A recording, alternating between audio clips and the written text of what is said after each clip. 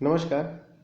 तो गवर्नमेंट ने एक नई स्कीम लॉन्च की है, ठीक, कैप्टिव एम्प्लॉयमेंट की। ठीक है, तो देखते हैं कैप्टिव एम्प्लॉयमेंट है क्या, इसके बारे में डिटेल से देखेंगे इस वीडियो में। चलिए देखते हैं। तो कहता है कि the ministry of rural and development has launch the new initiative called the captive employment under the Deendayal Upadhyaya Grameen Kaushal योजना।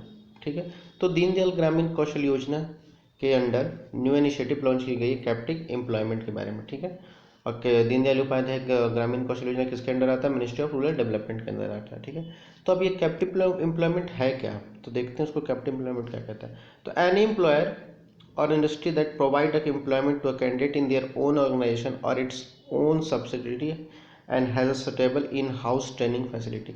यानी कहता है कि मतलब कोई भी पर्सन या कोई भी पर्सन को हम उस कंपनी में उसी जिसके अंदर ट्रेनिंग लिया है उसी के कंपनी या उसी के कोई और मतलब सब्सिडरी कंपनी में आपको जॉब प्रोवाइड कर दिया जाता है। ठीक है, तो उसको कहते हैं कैप्टिव एम्प्लॉयमेंट। सेम कंपनी, जिस कंपनी से आप ट्रेनिंग लिए हैं उसी कंपनी के अंदर आपको जॉब प्रोवाइड कर दिया जाए तो उसको कहते हैं कैप्टिव एम्प्लॉयर। ठीक है, अब देखते हैं कि कैप्टिव एम्प्लॉयर का फीचर्स क्या क्या है इस स्कीम का।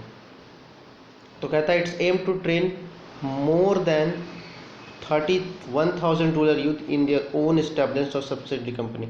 यानी ये इसका एम है कि कम से कम 31,000 रूरल यूथ को, ग्रामीण यूथ को प्लेस करना है, प्लेसमेंट दिलाना है, जॉब दिलवानी है उसी कंपनी में, उसके सब्सिडरी कंपनी में। ठीक है, अब कहता है the train candidate assured the post training placement of minimum 6 month with a CTC of 10,000। ठीक है, तो कह रहा है कि उसी कंपनी में जो ट्रेन कैंडिडेट होगा उसको पोस्ट ट्रेनिंग के बाद प्लेसमेंट मिलेगी कम से कम 6 महीनों के लिए, कम से कम 6 मंथ के लिए ट्रेनिंग मिलेगी। ठीक, 3 महीने के लिए प्लेसमेंट मिलेगा, जॉब मिलेगा कम से कम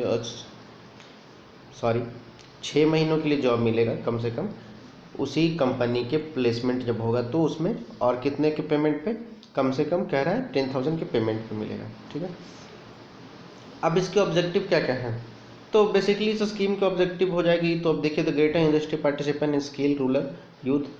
तो कह रहा है कि हाँ, रूरल पूरे यूथ के अंदर इंडस्ट्री पार्टिसिपेशन हो जाएगी, ग्रेटर इंडस्ट्री पार्टिसिपेशन होगा। जो कई रूरल एरिया में जो इंडस्ट्री आई नहीं है, इंडस्ट्री वहाँ गई नहीं, वहाँ तक कम से कम रूरल और पुअर लोगों को मतलब उस और मोड़ा जाएगा। तो ये हो जाएगा। दूसरा कहता है to bridge the gap between the job seeker and job provider and contribute to सब्सिडेंट डेवलपमेंट गोल। यानी जॉब सीकर और जॉब प्रोवाइडर के बीच में जो गैप आ गई है उसको फिलफिल करने का काम करेगा, या उसके पास उन दोनों के बीच में ब्रिज बनने का काम करेगा ये स्कीम। ठीक है, आप लोग कमेंट सेक्शन में बताइएगा कि जॉब सीकर और जॉब प्रोवाइडर होता क्या है।